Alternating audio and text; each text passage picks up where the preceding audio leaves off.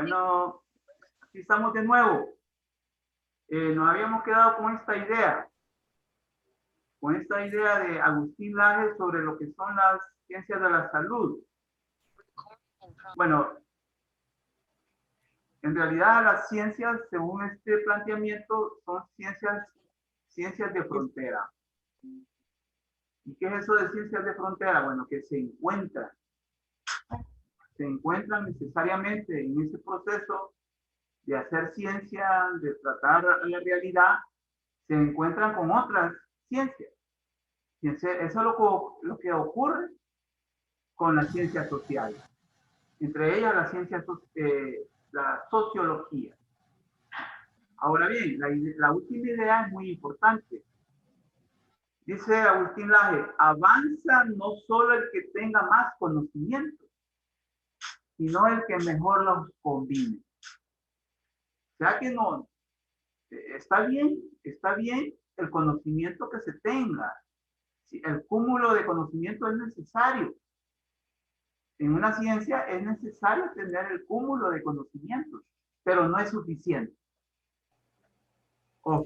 Entonces, eso es lo que nos dice Agustín Laje. Entonces, el problema es cómo usarlos, cómo combinarlos.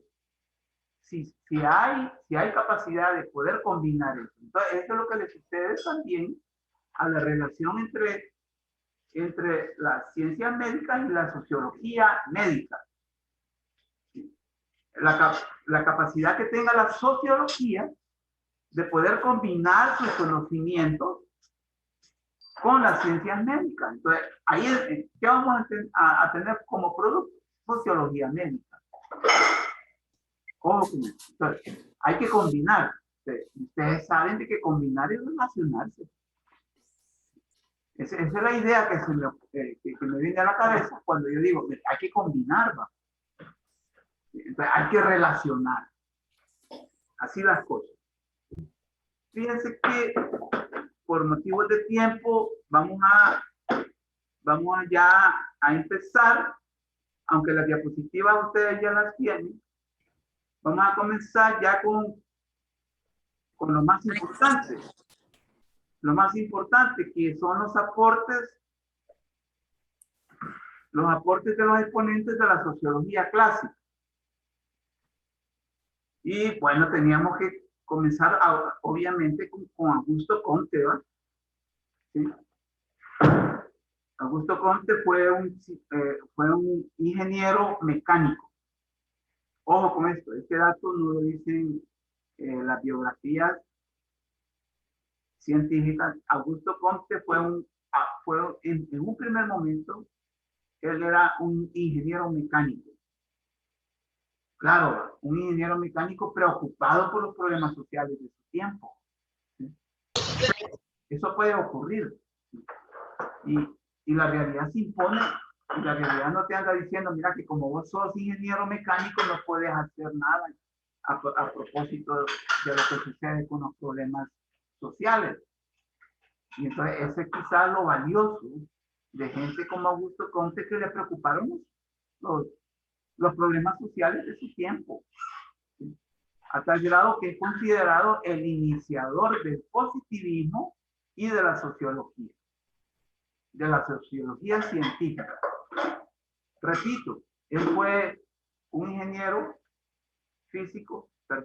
mecánico, y a tal grado que si ustedes leen la biografía de Augusto Comte y más detenidamente sus aportes, van a ver que él utiliza conceptos propios de la mecánica, de la física mecánica o de la ingeniería mecánica.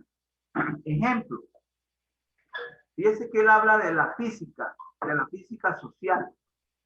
En un primer momento él le llamó física social a lo que después se iba a considerar como sociología, o se iba a denominar como sociología. O sea, por eso que les digo, retomó, al menos le prestó a otras disciplinas conceptos. Luego viene, en Augusto Comte vamos a encontrar algunos conceptos también como dinámica. La dinámica. La dinámica es un concepto y una categoría propios de las disciplinas de la ingeniería mecánica. Y es cómo se mueven los cuerpos, cómo se mueven los objetos. Entonces él decía, bueno, fíjese que la sociedad tiene dinamismo. Sí, o sea, hay una dinámica. ¿Y a qué se refería Augusto Comte cuando hablaba de la dinámica? Se refería a que la sociedad tenía movimiento o tiene movimiento. ¿Sí? Otro concepto que ustedes van a encontrar en Augusto Comte es el de la estática. ¿Sí? La estática también es una categoría o un concepto usado también por la ingeniería mecánica. ¿Y a qué se refiere? A la estática. La estática, y así a grosso modo, es el reposo que adoptan en determinado momento y espacio los cuerpos. Entonces, mire, fíjense que también en la sociedad vamos a encontrar ¿qué? Vamos a encontrar una estática social. ¿Y a qué se refería a la estática social? Mire, se refería a la estática social como aquellas estructuras preestablecidas, institucionalizadas. Propias de la estática social van a ser las instituciones que van a perdurar en el tiempo y que van a permitir la sostenibilidad de una formación social.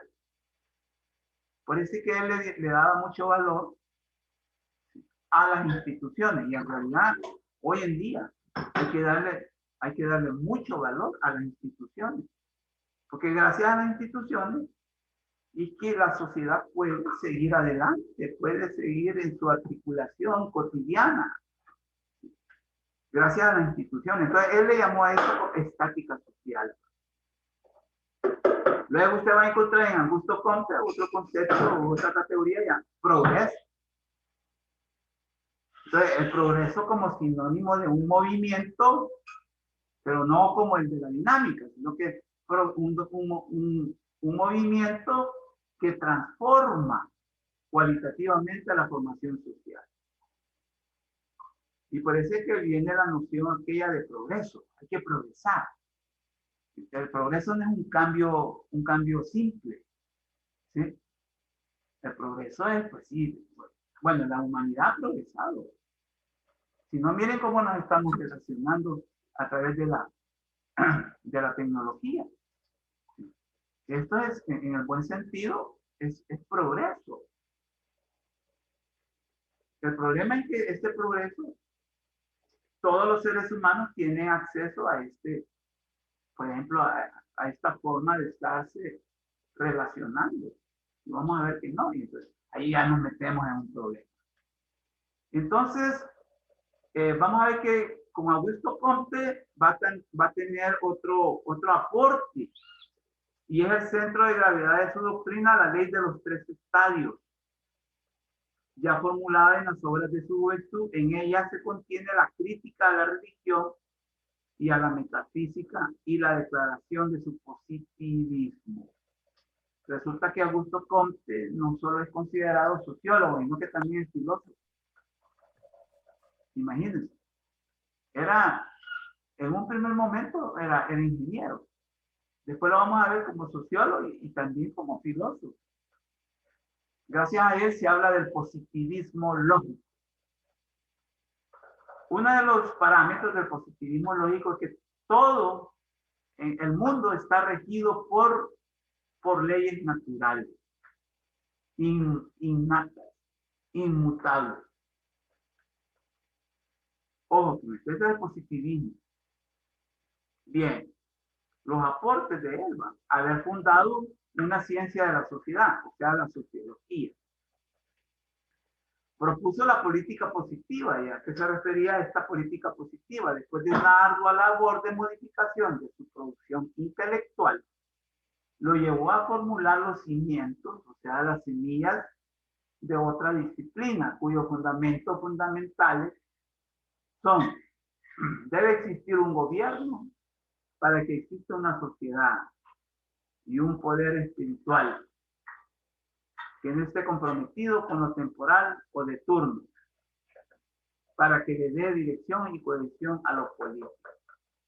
Tiene mucho que ver también con en las ciencias políticas. Si ustedes también escudriñan con las ciencias políticas, ahí van a encontrar también la figura de Comte, de Augusto Comte, porque él propuso estas ideas.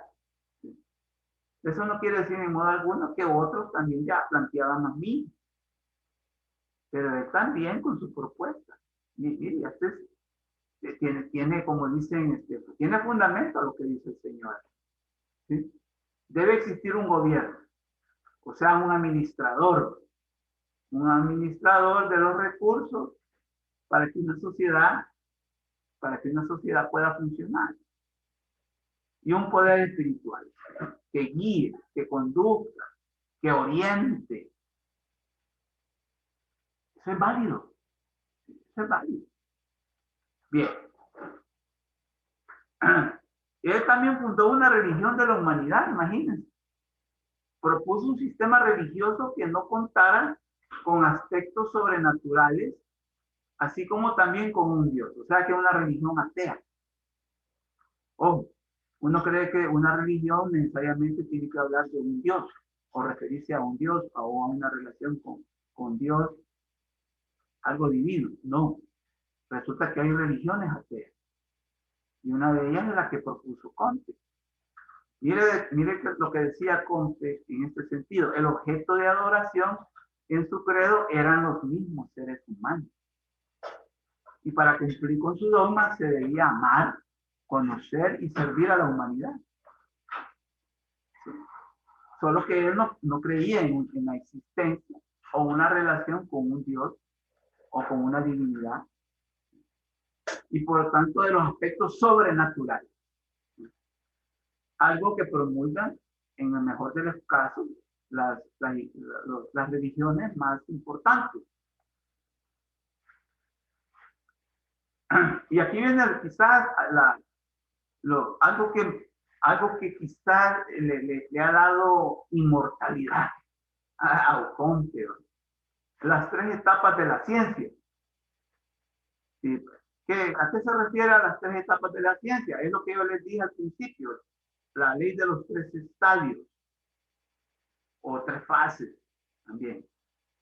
Dice las tres etapas de la ciencia, las cuales se refieren a las etapas evolutivas que deben de seguir todas las disciplinas científicas. En la primera etapa, también conocida como teológica, se busca una causa primaria, una génesis, un principio. En la segunda, llamada metafísica, se busca la esencia. Y en la tercera, o positiva, se establecen los parámetros de la ley. Resulta que para Comte, todo planteamiento sobre el mundo y que aspira a ser ciencia debe de sufrir estas tres etapas. Primero, la etapa teológica, ¿sí? Ver el principio, el origen, la génesis. ¿Sí? Tiene que establecerse eso para él. Debe de haber un principio. Y por eso que le llamó teológico. Luego viene la metafísica, que se busca la esencia espiritual. Entonces, la metafísica, más allá de lo físico. Eso es la metafísica. Algo que nos inspire. Recuerden que nosotros somos seres espirituales, los seres humanos. Los demás seres vivos no tienen espíritu. Nosotros sí. Por eso es que sentimos. ¿Sí? Por eso es que nos condolemos. Por eso es que nos conmovemos. O deberíamos. Porque ese es otro problema. Entonces, como te decía, tiene que haber una inspiración espiritual para poder también ir buscando esa necesidad de hacer conocimiento científico. Y la positiva. que son los parámetros de la ley. Entonces, toda ciencia debe buscar legalizarse. No que la vaya a inscribir al CNR, no que tiene que legalizarse en el sentido de que debe de actuar con apego a leyes bien establecidas. Por ejemplo, la sociología como ciencia tiene leyes. En primer lugar, el método científico. El método científico es el que fundamenta a ciencias como la sociología para que actúe con apego a leyes, ¿sí? Con apego a leyes. Una ley científica, ¿cuál es? Por ejemplo, ¿sí? Por ejemplo, partir del hecho. ¿Sí? Usted como científico, ya sea social o científico de las ciencias naturales, usted parte del hecho. Yo no puedo partir de un supuesto, ¿sí? Yo no puedo partir de una especulación, yo no puedo partir de una creencia, yo no puedo partir de una especulación. Y esta es una ley. Partimos de los hechos. Obvio. Y es una ley. Y esto lo comulgan con ella un sinnúmero de ciencias. Entonces, este es Comte. Aquí viene un discípulo de Comte. Miren, un discípulo de Comte que va a continuar con las ideas de Comte. Y no solo va a continuar, sino que va a actualizar. Imagínense.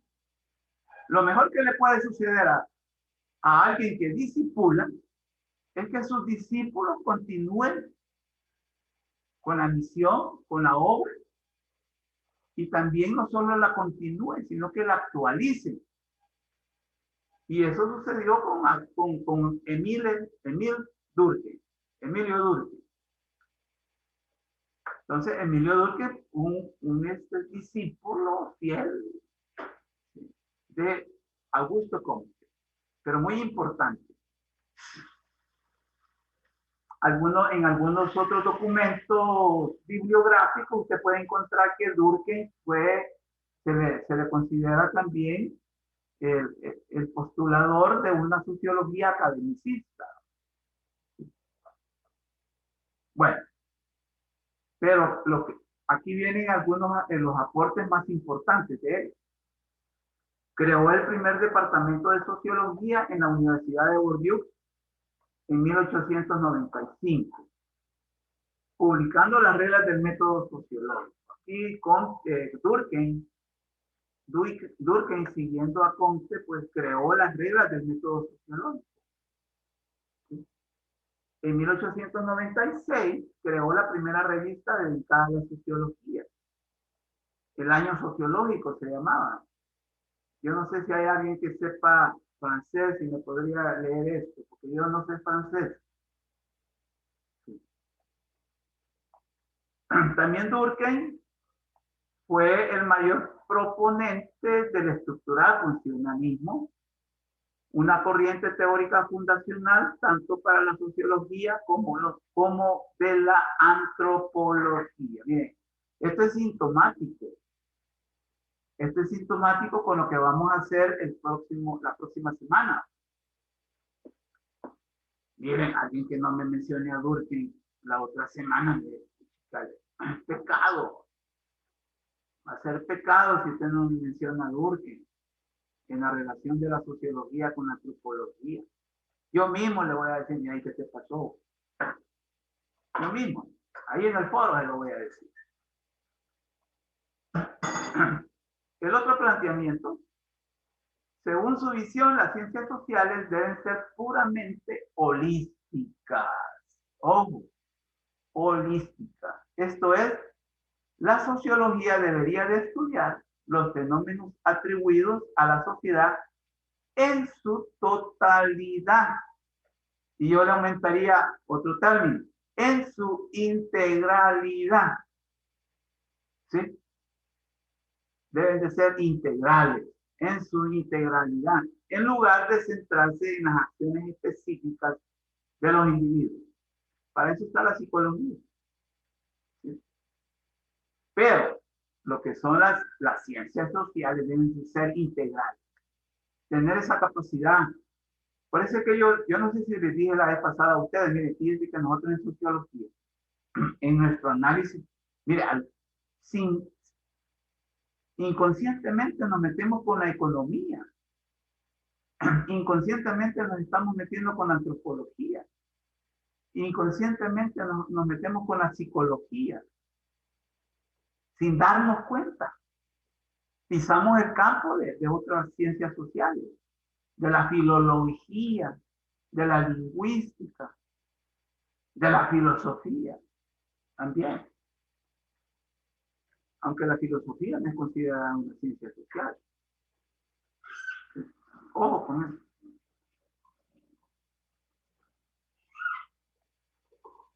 Bueno, dejamos a Durkheim para empezar a hablar de otro señor. ¿Sí? De otro señor que se llama Karl Marx. Los aportes hechos por Karl Marx a la sociología y a las ciencias sociales. Para comenzar con Karl Marx, recuerda que al principio yo les empecé a hablar, mire, ¿por qué vamos a enfatizar más en las relaciones que en las acciones sociales y en los hechos sociales? Recuerdan que al principio de la clase yo me metía a enfrascarme en eso. Porque va a ser Karl Marx el que nos va a fundamentar que es mejor hablar de relaciones sociales más que hablar de acciones sociales o de hechos sociales. Porque en realidad las relaciones sociales son los que le dan dinamismo a las acciones sociales y a los hechos sociales. Entonces, la sociología en verdad es la que dinamiza analizando a las relaciones sociales, a la realidad social. Pero aquí hay un dato muy curioso y quiero que lo leamos. Durán Orellana, ¿lo podrías leer, por favor?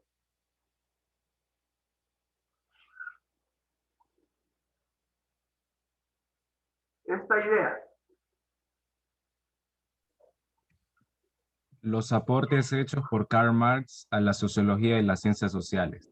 Aunque no fue sociólogo, sino filósofo y economista, lo extraordinario en su producción intelectual es que se encuentra plasmada toda una sociología de la historia de la humanidad y del capitalismo concretamente. Así. Gracias, Durán. Tiene que, aquí el compañero nos acaba de decir algo muy importante. Karl Marx no fue sociólogo, a diferencia de Comte y de Durkheim. Esta gente sí eran sociólogos. Karl Marx fue filósofo y economista. Y mire, y aquí viene lo maravilloso de la ciencia o del conocimiento científico. Que el conocimiento científico es tan aperturista, es tan pleno. Yo le llamaría pleno, de que puede ser espacio para el movimiento de otras sociales, de otras ciencias. ¿Sí? Mire, no era sociólogo, pero en su producción filosófica y económica podemos encontrar plasmada toda una sociología. Eso es maravilloso. Eso es extraordinario. No sucede regularmente. Entonces, ¿qué es lo que ha pasado? Que en todo lo que él produjo, porque él murió en el siglo XIX, nació en el siglo XIX y murió en el siglo XIX, no es como nosotros. Entonces, vemos pues que él hizo filosofía y economía. Pero mire, se pudo encontrar ahí una sociología de la historia de la humanidad y del capitalismo concretamente, que es el modo de producción o el tipo de sociedad que vivimos en el momento actual. Entonces, hay producción sociológica en la producción intelectual de Karl Marx. O sea, que era dio un fruto extraordinario. Pero aquí vamos a explicar por qué, o así, ¿sí? O así. Entre sus aportes a la sociología se destacan el concepto y categoría de lucha de clases, el cual configura una explicación o lectura del movimiento de la sociedad, en el sentido de que los seres humanos en determinadas condiciones históricas entran en relaciones las cuales los hacen diferenciarse en clases sociales, en donde cuajan los intereses y necesidades materiales y espirituales para hacerse conscientes de un pensar, sentir y actuar. De ahí que al acumularse las contradicciones de clase existenciales y vivenciales, se van configurando enfrentamientos entre grupos antagónicos. Mire, esto es tan cierto como el aire que respiramos ahorita. ¿Sí? Fíjese que él habla de lucha de clases. Mire, este concepto, esta categoría, a este señor le ha acarreado demasiado problema. ¿Sí? Le ha acarreado demasiado problema y le acarrió también en vida. ¿Sí? Porque, bueno, él era de nacionalidad alemana, a tal grado que fue expulsado de Alemania para Inglaterra. Y de Inglaterra lo mandaron para Francia. Y de nuevo, de Francia, se tuvo que escabullir para Inglaterra de nuevo. Y el problema es que Inglaterra ahí muere. Ahí está enterrado. Un alemán enterrado en Inglaterra. ¿Pero por qué se movió? Porque fue rechazado. ¿Sí? Fue expulsado. Era incómodo, pues. ¿Sí? Era incómodo por sus ideas. Entonces, esto de la lucha de clases, ¿qué significa? Mire, es lo que él dijo algo muy, yo diría, muy revelador, muy, algo que nos pone que pensar, nos pone a meditar mucho. Que la historia de la humanidad, decía, ha sido la historia de la lucha de clases.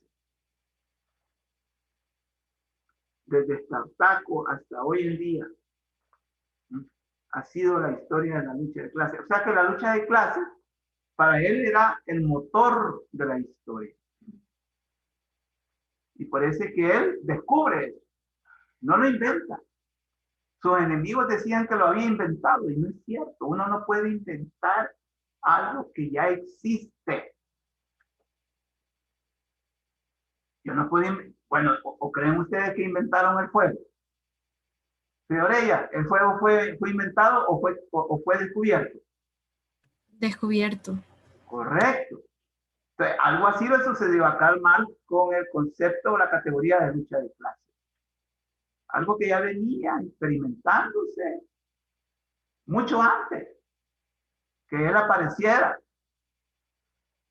Entonces él dice, mire, fíjense que la lucha de clases es la que nos expresa cómo los hombres, las mujeres, en determinados momentos históricos se diferencian en clases sociales. Y eso es cierto. ¿Sí? Eso es cierto. Si no veamos El Salvador, ¿no? En El Salvador hay clases sociales y se diferencian. Se diferencian. Si no veamos en el acceso a los servicios, y no solo en acceso a los servicios, sino que acceso a los bienes. Veamos la salud.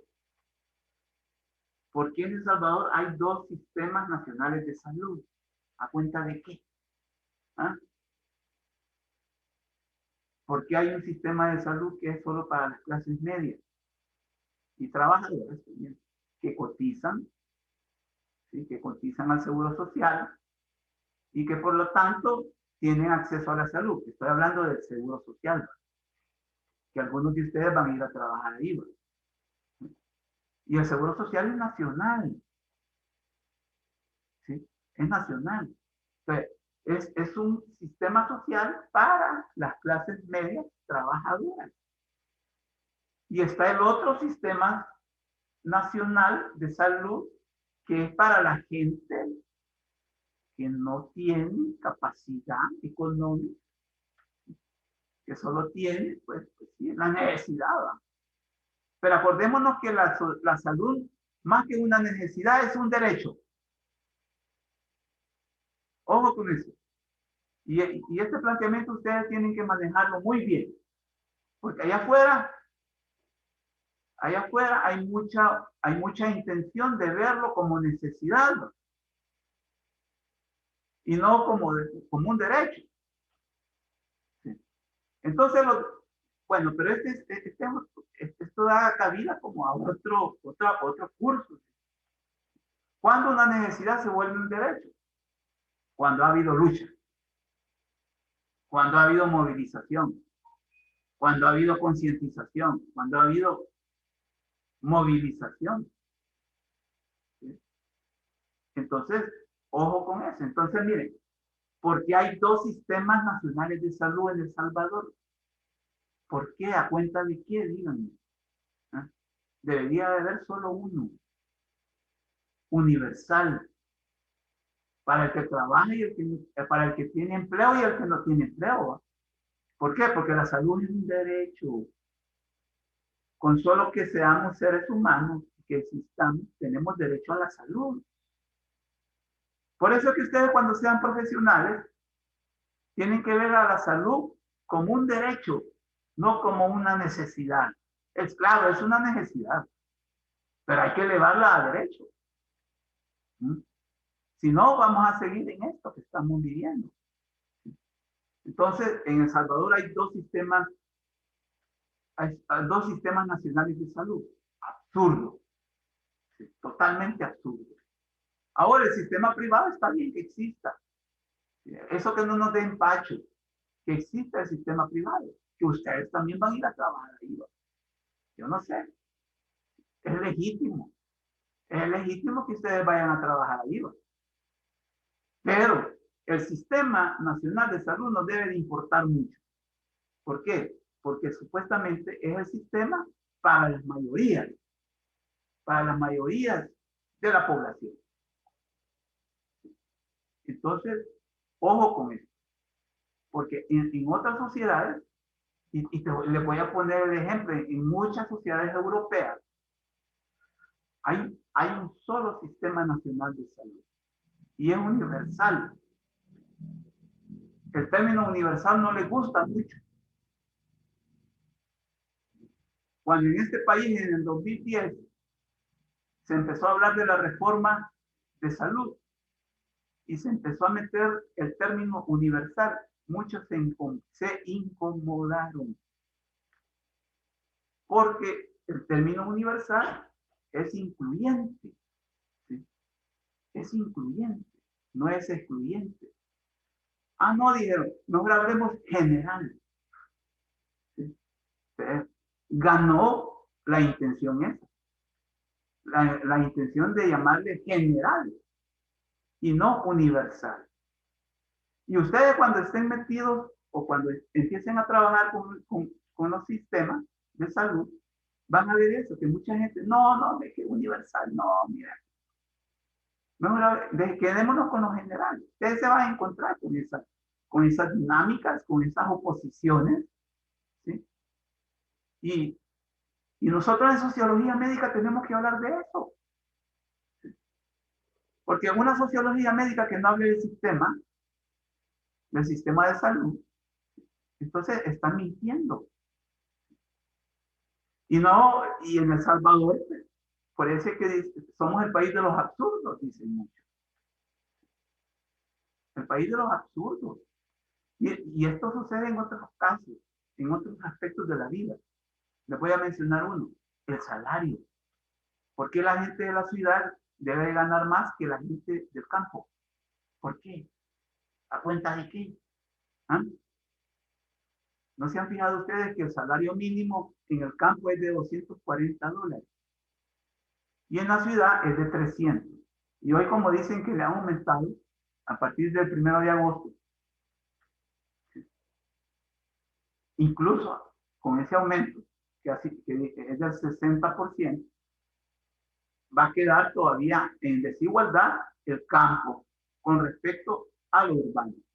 ¿Por qué vamos a tener, ¿sí? Vamos a tener diferenciados los salarios?